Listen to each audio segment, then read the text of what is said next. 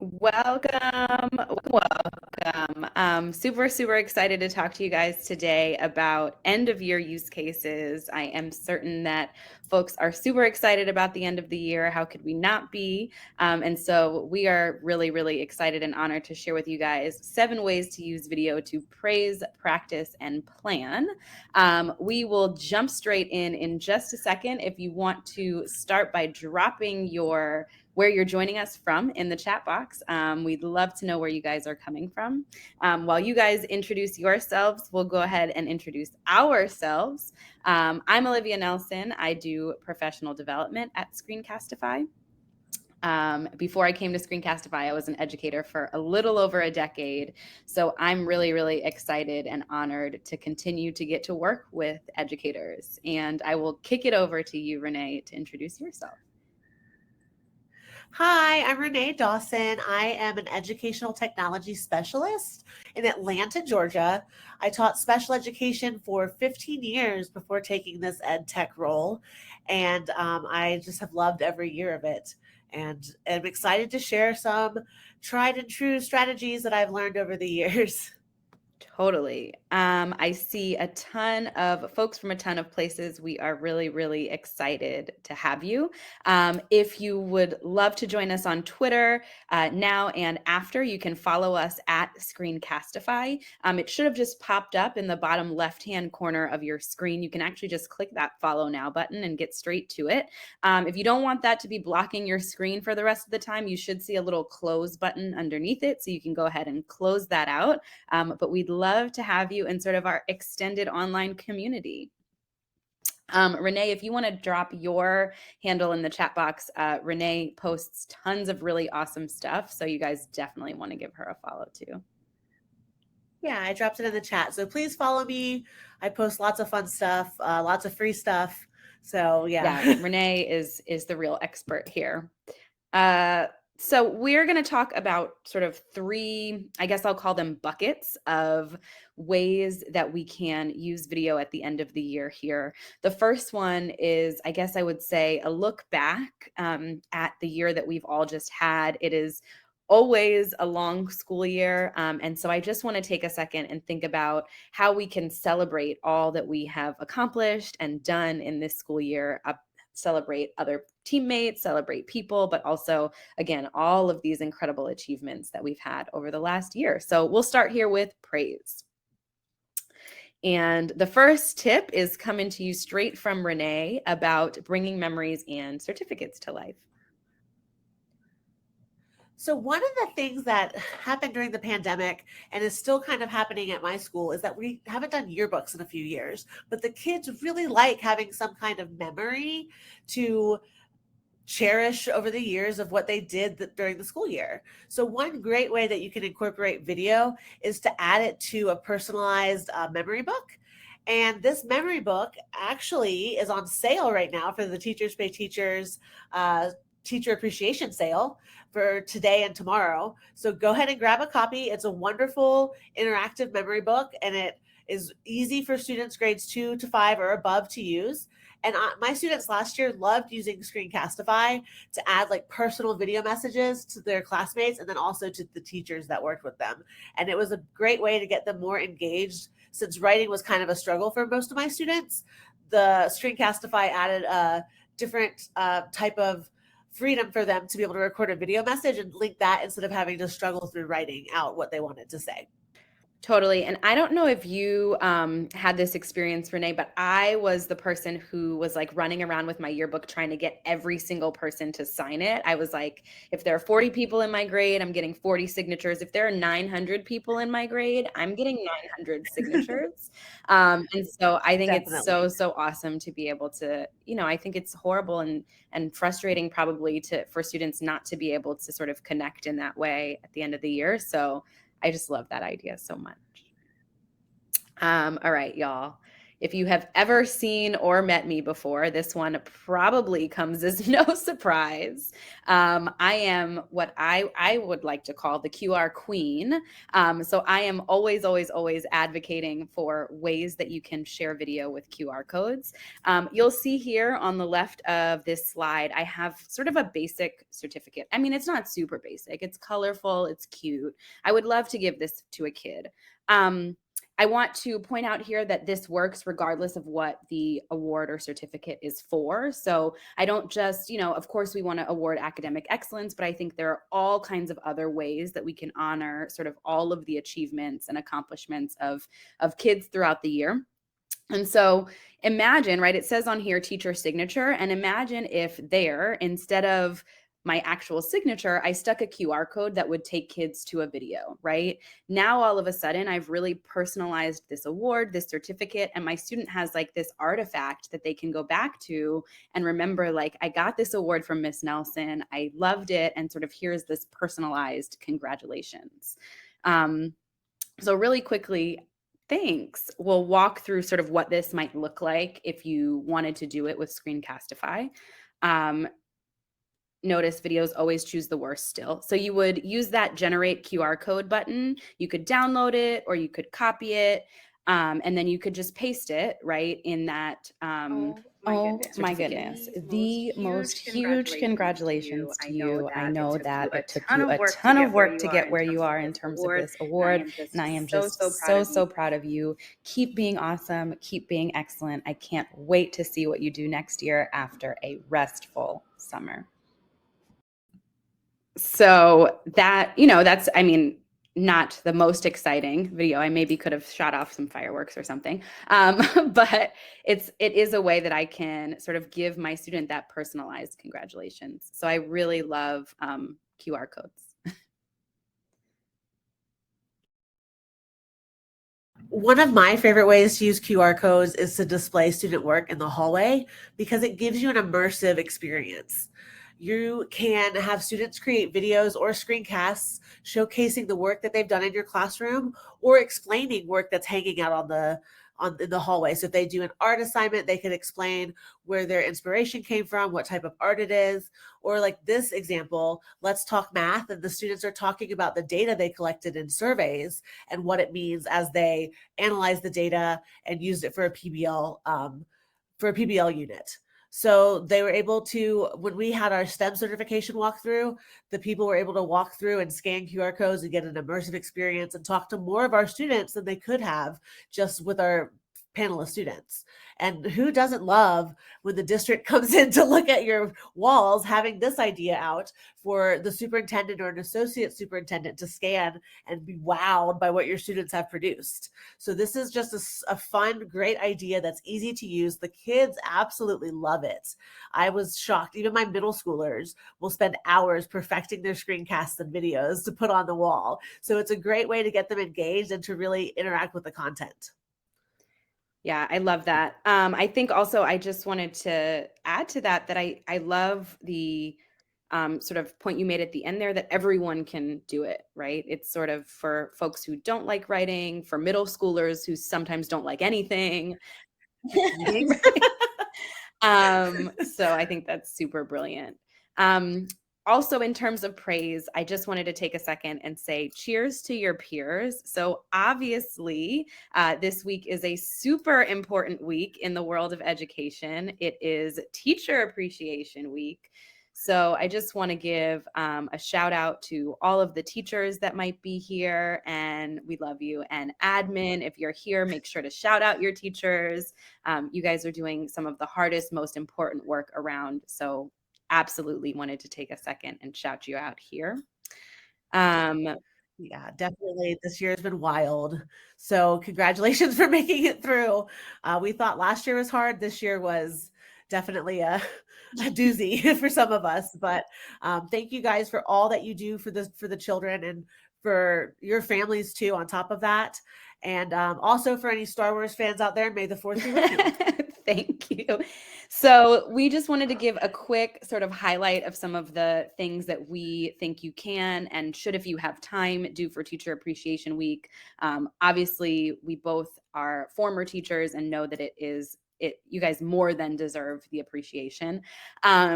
So first and foremost, if you want to appreciate a fellow teacher or you're an administrator and you want to appreciate one of your teachers or all of your teachers on your staff, we have a really cool blog out right now that will walk you through sort of steps for how to create a great Teacher Appreciation Week video. Maybe you feel totally confident, but just in case you need a little bit of an outline or some help there, we wanted to give that to you because we think it's just so important. And then the other thing we did is, if you haven't seen our new watch page themes, they're really exciting in general. No longer is it just a white background. Of course, it can still be if that's what you'd prefer. But if you want, you can sort of add backgrounds to your videos. And we have one special for this week called We Heart Teachers. So you can access that in your Screencastify video management page. And it's pictured right here. We want to make sure that we are really, really giving teachers all of the appreciation they deserve. So if you want to use this watch page link with all these hearts and all of this love going out to teachers, feel free to do that with any videos you create and this weekend after.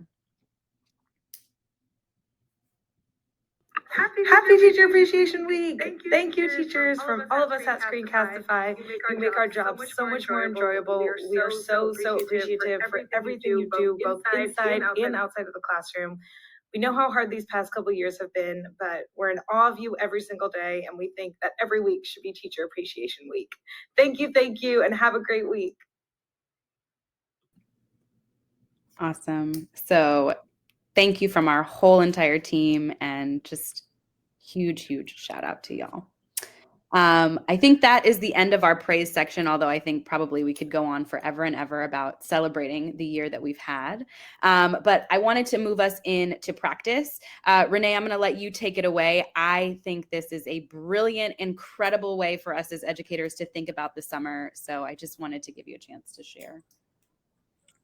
Yeah, thanks. So one of the things I do when I'm not working in the schools or presenting on webinars is I have a tutoring business and I work with students after school and over the summer. And one of the phrases that I used to dislike hearing as a teacher was summer slide.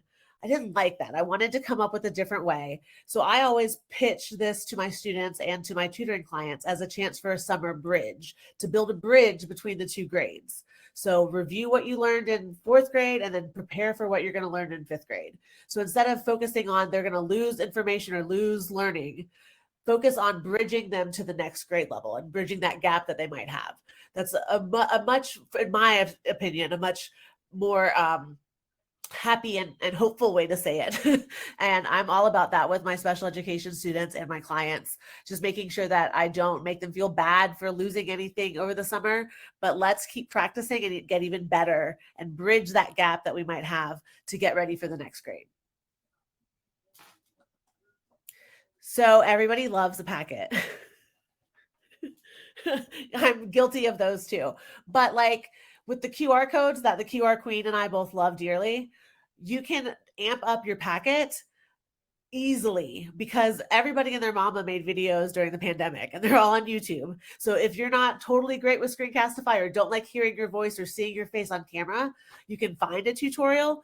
But it's way more powerful when you make one for your students yourself because you know those key words that they'll recognize and the different strategies that you have used with them. So I love making little 1 to 2 minute tutorials for my students and then using a QR code to put them on their summer packets. Because even if they don't have a computer at home for the summer, somebody in the house probably has a smartphone or a tablet that they can use to scan their QR code.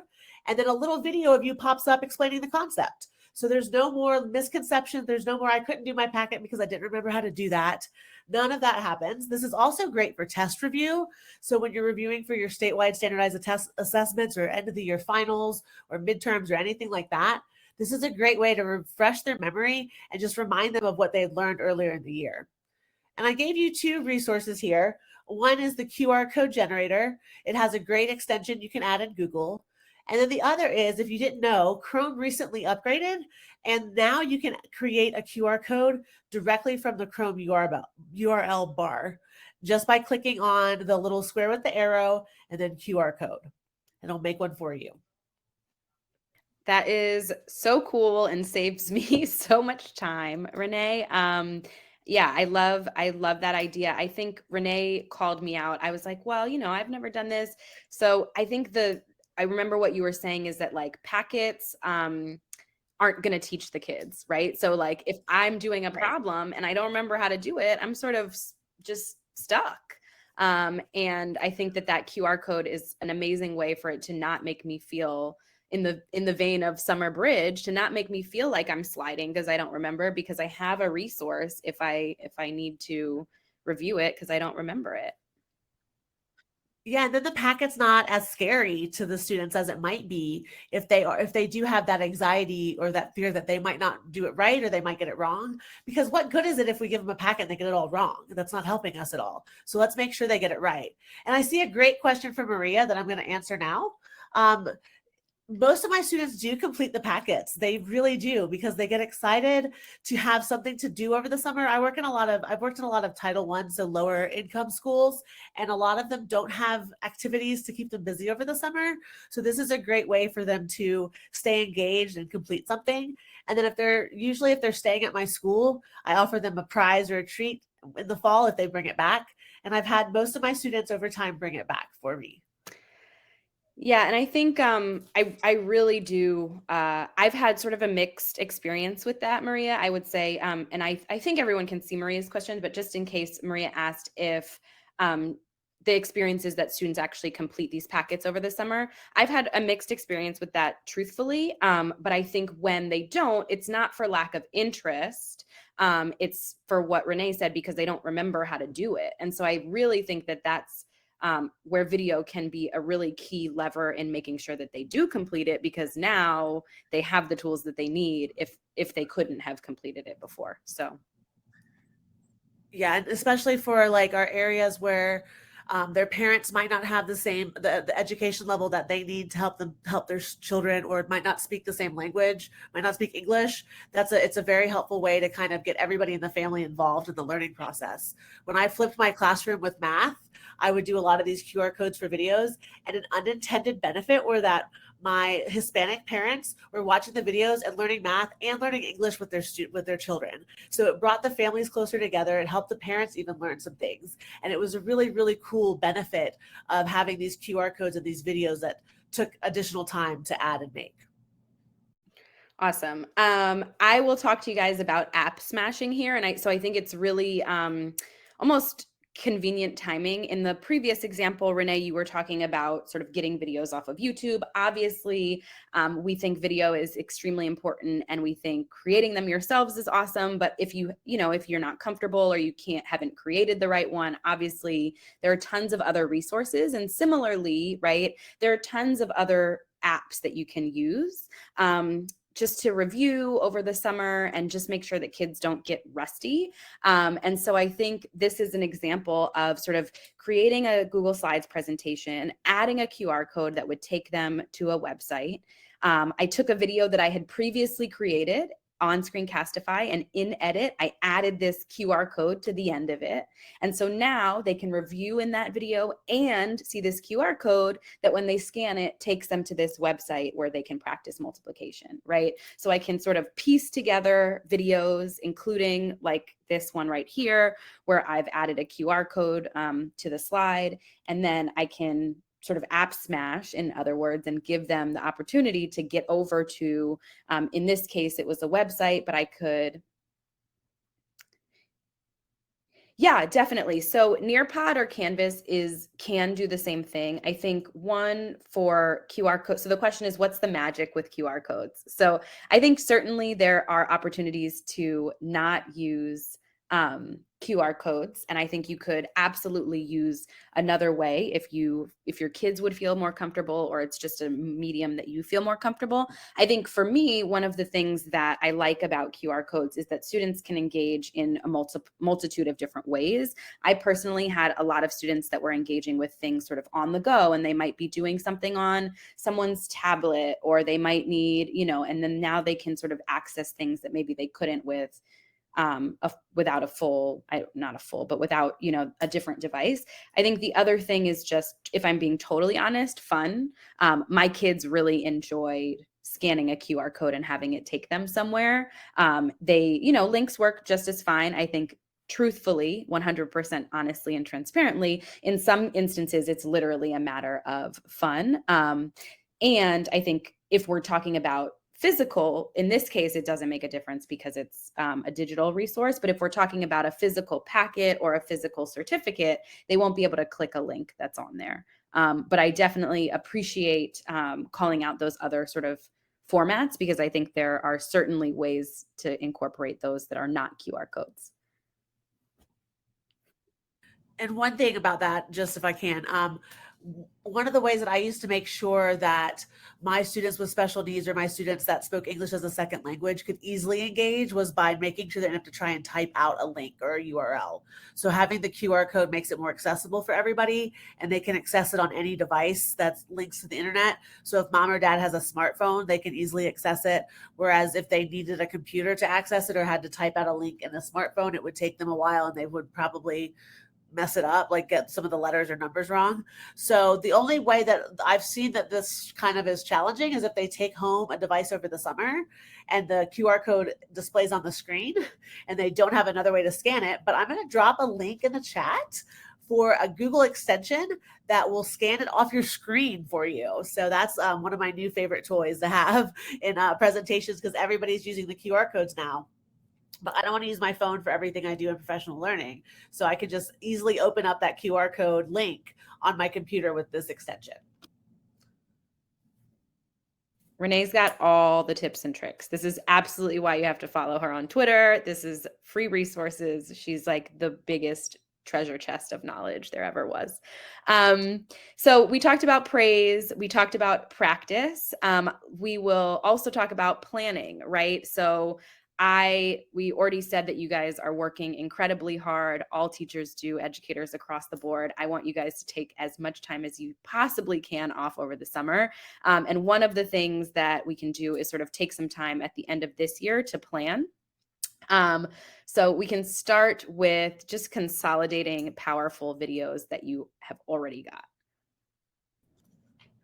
So one of the things I like to do with my students, they are older. I taught older elementary and middle school. So this might be a little difficult if you're using, if you're teaching with younger students, but you could still modify it to work with them, is to have the students review your videos and critique them, because they're reviewing and remembering what they learned and reminding themselves of all the strategies you taught them on video while they're critiquing you. So they're learning and they don't even know it. And that's the best. So the students will give you honest feedback. So be ready for it, because they'll tell you if your hair doesn't look good in that video. But it is a great way for the students to review and to be engaged in what you're going to plan for the next year, and feel like they're a part of it. One of my students have always loved that, like giving the future class like tips and tricks, or leaving them like notes or videos to, tell them all the good, bad, and ugly things about me, or just like telling me how my videos are. So this was a great way to review last year before our statewide assessment. And I actually was able to look at all the feedback my students gave me over the summer and tweak some of the videos, because they would say things like, I didn't understand what you did in this part of the video, but I got it by the end. So I could go back over the summer and say, okay, so I missed that. I went too fast on these 4 steps of the long division process. So let me redo this and make sure that I explain it better. So that was a great way for me to reflect on my teaching strategies and reflect on my video skills. Yeah. And I think what's awesome about that too, Renee, is that I think that is the second tip that you've given us today that was highlighting some things that kids can do with video. I think I get stuck a lot of times in what we as adults can do in terms of celebrating and reviewing. And I just love the aspect of sort of student voice, right? With the bulletin board example, and also with this one, and students sort of having that ownership. So I'm really excited about that. I also just want to shout out here that you probably have created some incredible videos this year, or used some incredible videos this year. And so anything that you already have, you can repurpose. And I think we know this on a basic level as teachers. Like, how many times are you saving one copy of every worksheet that you've ever done so that you can then use it for every year you teach forever? We're such hoarders. We're the worst. I'm like one free workbook away from being on that Buried Alive show that Hoarders Buried Alive on TLC. Like one free like giveaway in my school from being on that. We keep everything. It's our nature. Yes. And so I think that one of the things you can do is take some of the videos that have gone really well, and just plan ahead of time to repurpose them. If you are a longtime Screencastify user, then you will remember the My Recordings page, which was admittedly a nightmare. You could not navigate it at all. You were just scrolling through an endless list of every video you had ever created. And now we have this My Videos page. So what you can do is actually search there for whatever, in this case, multiplication, let's say, and you can see and make a list of all of the videos that you'd made about multiplication that you might want to reuse next year. And so that way, when you start off the year and you're doing unit planning or whatever else, you'll be able to sort of decide, oh, wait, I don't even need to worry about this because I have that awesome video that I created last year. So definitely encourage you guys to just search through your video library if you have one in Screencastify, and figure out what you will not even have to think about next year, and what you can sort of take off your plate ahead of time. Yeah, that's the thing I always hear about like flipping your classroom or flipping learning, is that it takes so long to prepare. But once you've done the groundwork of getting all these videos made and getting everything together, it's really just like Olivia said, it's really just taking the time to go through and repurpose everything. So don't think of something like flipping your classroom or blended learning as a scary thing. Think of it as a way, to take what you already have and repurpose it for your students. I'm a big fan of playlists for learning. And if you're not familiar with playlists, they're kind of similar to choice boards, but they work in a sort of a flow. They have different stages that the students go through. And some of the playlists can have different activities like a choice board has, or they can just have a variety of steps of work for the students to complete. But they do it independently. So I have linked my Wakelet on playlists here that has templates. It has playlists already created. It has videos on playlists. It has everything you need to know about using learning playlists for you. So please check it out. And Olivia, do you think everybody's familiar with Wakelet, or should we like maybe talk about that a little bit? So honestly, when I say that Renee knows everything, I mean it. I think you should tell them about it. If you guys don't know about Wakelet, I didn't know about Wakelet, and it is really phenomenal. So you should, long answer short, you should tell them. Okay, so the best way to describe Wakelet, if you're not riding the Wakelet wave, is that it's like Pinterest, but on steroids. If you can think it, you can put it on a Wakelet. So you can add text, URLs, videos. They constantly are adding new software that integrates directly into a Wakelet. You can add columns. You can do it in a grid view. You can do it in a modern like artboard view.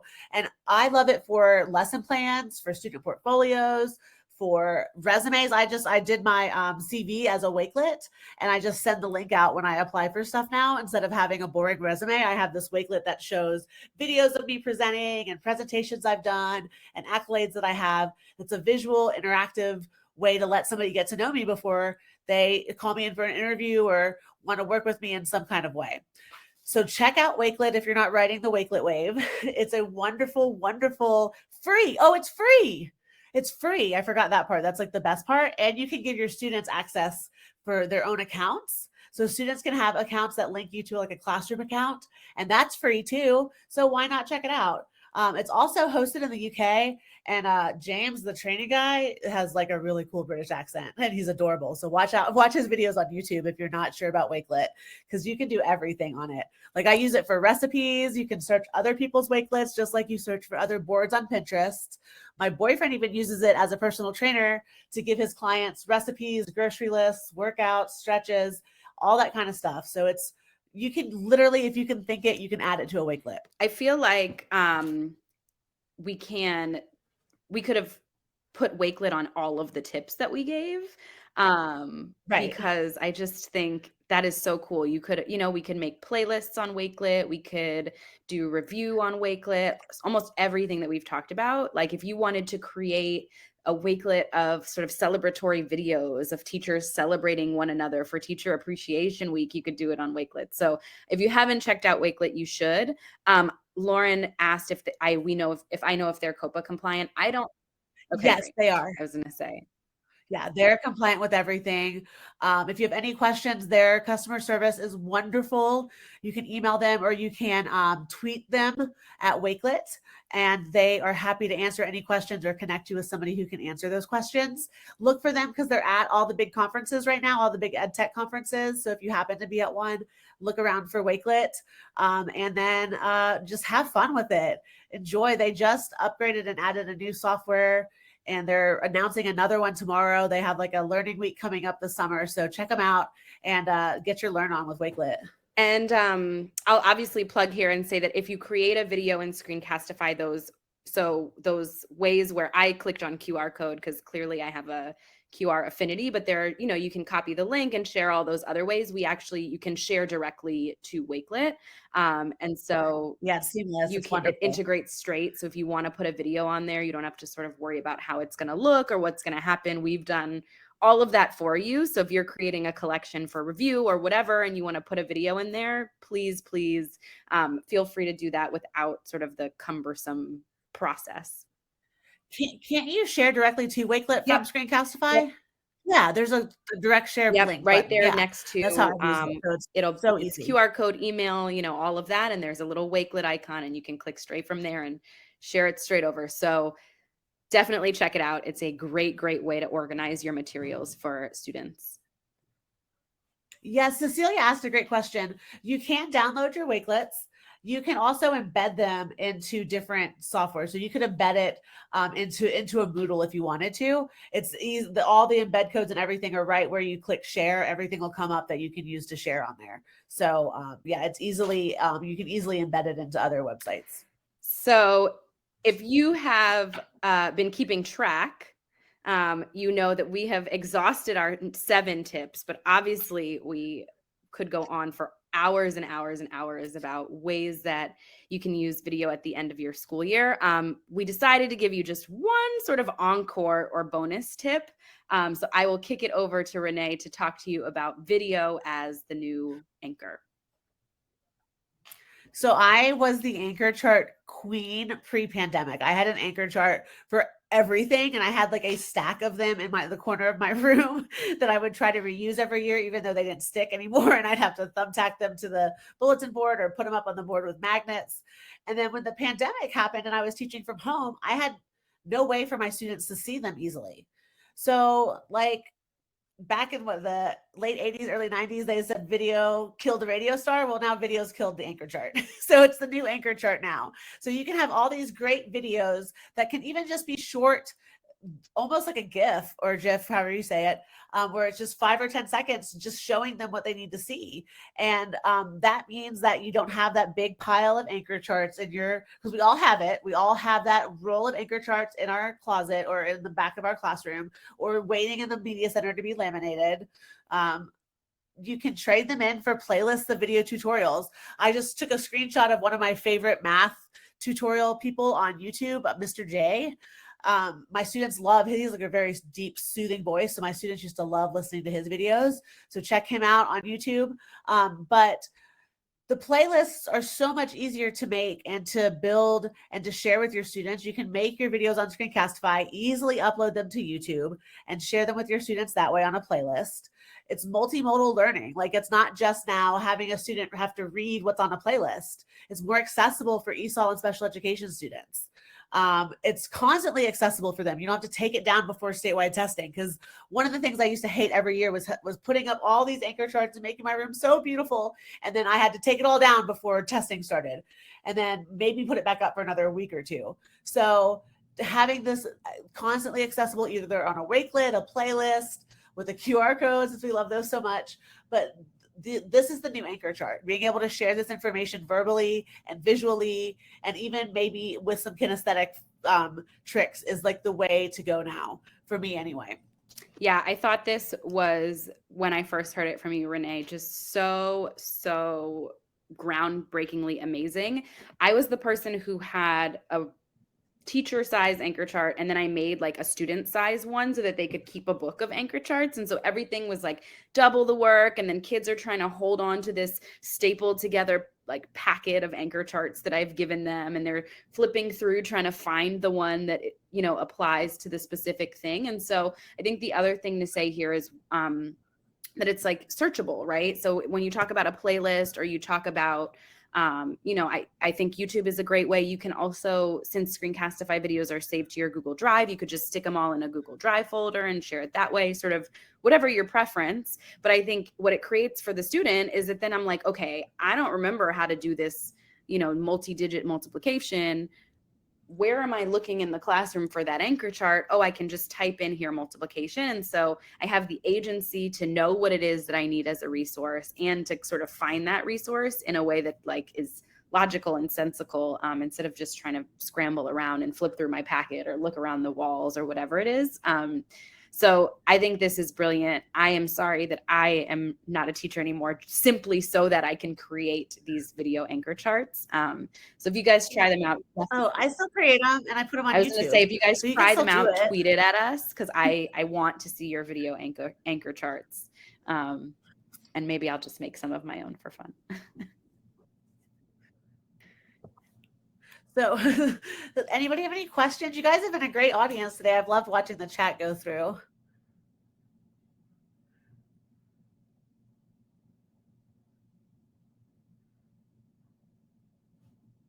Awesome. I think, you know, that is all we really had for you guys. I have also loved you guys being here and asking such incredible questions. If you have other questions that come up as you play around, as you start to do some of these things, let us know. If you lost track of the numbers, since we gave you 8 instead of 7, you could tweet at us. Share with us some of these examples if you want. Obviously, if you haven't already, follow, is that what you do on Screencastify?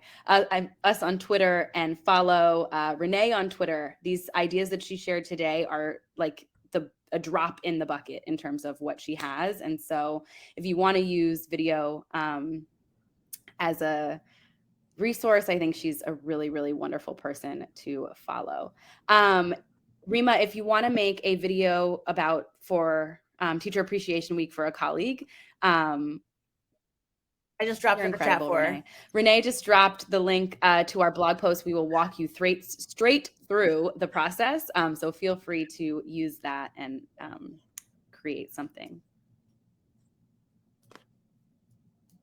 Thank you guys so much for coming and listening to us. I know Amy said she'll send the slide deck and the recording out, so look forward to receiving that. And then please hit me up on Twitter if you need anything or have any questions. I'm always happy to jump on a Zoom or make a Screencastify video for you if you have anything that you need me to clear up. Awesome. Thank you guys so much for spending some time with us. I know that time is never something that teachers have a ton of, so we so appreciate you spending it today. Have a great rest of your Wednesday, or if it's another day where you are, a great rest of that day. We hope to see you soon. Bye. Happy Teacher Appreciation Week. We love you guys, all of you.